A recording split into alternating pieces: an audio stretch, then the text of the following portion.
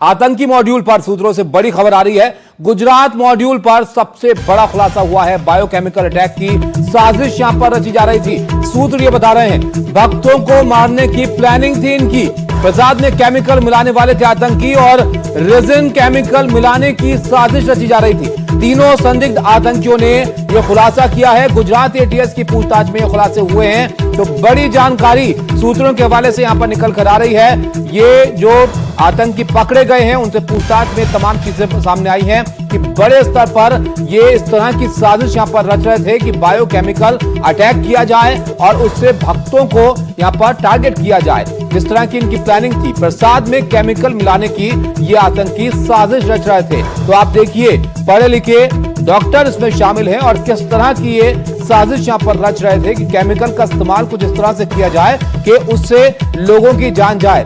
ये एटीएस इस मामले को यहां पर देख रही है और उसमें बहुत महत्वपूर्ण ये खुलासे अब यहां पर हो रहे हैं। मुकेश हमारे साथ हैं। मुकेश, जैसे जैसे जांच यहां पर आगे बढ़ रही है वो और ज्यादा हैरान कर रही है। आप सोचिए यहां पर इसी बात को लेकर चर्चा थी कि इतनी बड़ी तादाद में ऐसा मटेरियल जिससे धमाका किया जा सके वो यहां पर क्यों जमा कर रहे थे। अब तो ये बात निकल कर आ रही है कि ये तो केमिकल के जरिए लोगों की जान लेने की कोशिश कर रहे थे। देखिए बिल्कुल ताबिश, जो गुजरात एटीएस ने जो पूरा मॉड्यूल पकड़ा है आईएसआईएस का, उसमें एक मास्टरमाइंड के तौर पर उभरा है। उसका नाम है मोइनुद्दीन सैयद और ये हैदराबाद का रहने वाला है।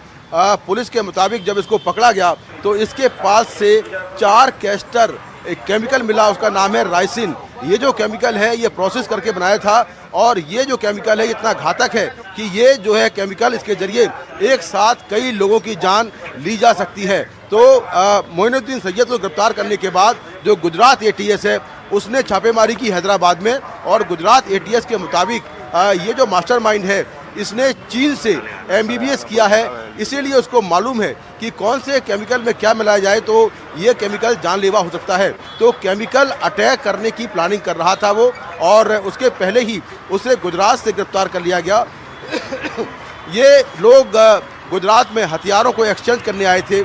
उसी समय यूपी एटीएस ने 3 लोग गिरफ्तार किए जिसमें मोइनुद्दीन सैयद के अलावा उत्तर प्रदेश के 2 लोग रहने वाले थे और ये सभी लोग आईएसआईएस से जुड़े हुए थे। पुलिस के मुताबिक जो मोइनुद्दीन है वो अफगानिस्तान में आईएसआईएस के हैंडलर से लगातार संपर्क में था और देश में बड़े केमिकल अटैक करने की प्लानिंग कर रहा था। जी बिल्कुल मुकेश, ये बहुत महत्वपूर्ण जानकारियां हैं जो यहां पर सामने आ रही हैं। अब देखिए आईएसआईएस से कनेक्शन और एक केमिकल का इस्तेमाल करने की कोशिश जिससे लोगों की जान जा सकती है। अब ये जो नाम आपने यहां पर सुना रेजिन, इसके बारे में आपको बताते हैं कि इसका इस्तेमाल कैसे यहां पर किया जा सकता था, जिसको लेकर सूत्र यहां पर बता रहे हैं। केमिकल रेजिन जो है वो इंसान की जान ले सकता है, इतना घातक केमिकल है और काफी घातक ये होता है। जहर इसको आप समझ सकते हैं, बहुत गंभीर किस्म का, और एक छोटी सी मात्रा में इससे इंसान की मौत हो सकती है। बहुत बड़ी मात्रा इसको देने की जरूरत नहीं है और इसीलिए ये आप सोचिए कास्टर बीन से इसको निकाला जाता है और इसकी मौजूदगी इन लोगों के पास होना, जिसको लेकर सूत्र बता रहे हैं कि ये तो प्रसाद में मिलाने की साजिश यहां पर रच रहे थे।